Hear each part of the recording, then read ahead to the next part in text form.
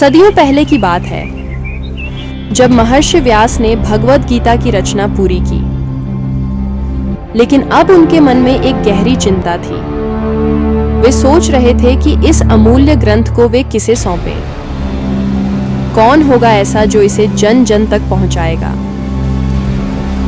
महर्षि व्यास गहरे ध्यान में थे जब अचानक उनके मन में एक दिव्य प्रेरणा जागी। उन्होंने भगवान शिव का स्मरण किया। उनके मन में विचार आया, यदि शिवजी स्वयं मेरे पुत्र रूप में आए तो यह संभव होगा। जिसने जन्म से ही वैराग्य अपनाया हो उसी को यह ग्रंथ सौंप सकता हूँ, जगत के कल्याण के लिए। और तभी एक अद्भुत घटना घटी। भगवान शिव ने व्यास जी की चिंता का समाधान करने का निश्चय किया। व्यास जी ने शिव जी से प्रार्थना की, समाधि में आप जो आनंद भोगते हैं वह आनंद जगत को देने के लिए मेरे घर पुत्र रूप में पधारिए। शिव जी ने सोचा, समाधि में जो आनंद मैं लेता हूँ वह जगत में न बांटा तो मैं स्वार्थी कहलाऊंगा। इसीलिए शिव जी ने निश्चय किया कि वे व्यास जी के घर पुत्र रूप में आएंगे।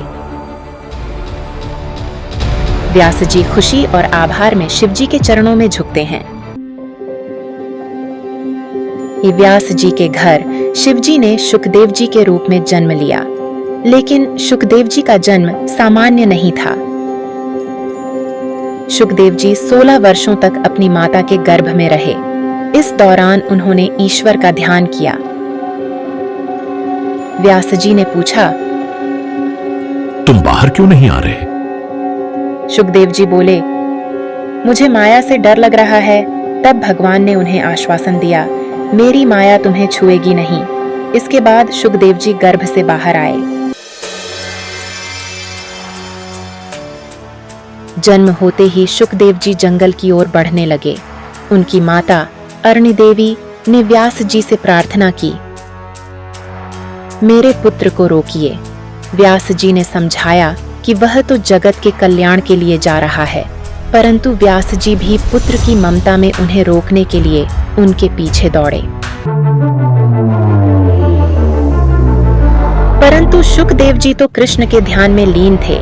उनके लिए अब न कोई पिता था और न कोई माता।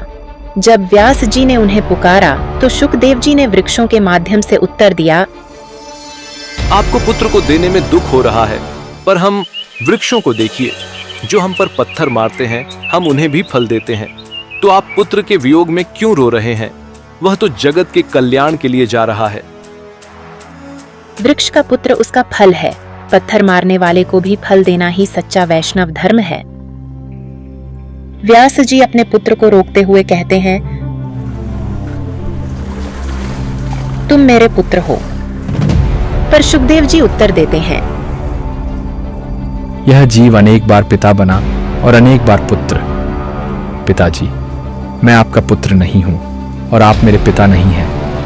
हमारे सच्चे पिता तो नारायण हैं।